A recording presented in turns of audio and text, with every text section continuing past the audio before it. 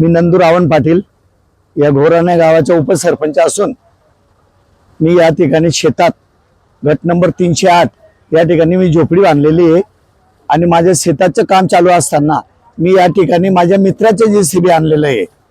तर गावात उपसरपंच या नात्याने चैतन्य पृथ्वीराज कदम, प्रितेश पृथ्वीराज कदम, पृथ्वीराज राजदर कदम और परमेराबाई पृथ्वीराज कदम, तर हे लोक गावाच्या गावठाण जागेवर अतिक्रम करत होते। अतिक्रम करत असताना त्यांनी काल त्यांनी JCBच्या साहाय्याने तिथं मार्किंग करून खड्डे खणण्याचा प्रयत्न केला।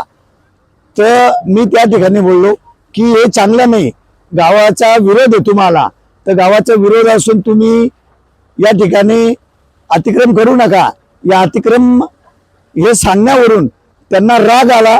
राग आल्यानंतर त्यांनी या ठिकाणी मी धुळ्यात वास्तव्याला आहे, तर या ठिकाणी त्यांनी येऊन पेट्रोल टाकून झोपडी आणि JCB जाळून टाकलं।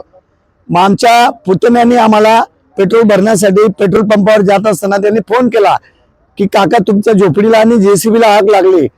ते समजल्यावर आम्ही या ठिकाणी माझा पोरगा, बायको, माझ्या साल्यासह आम्ही 4 व्हीलर गाडीने या ठिकाणी दाखल झालो।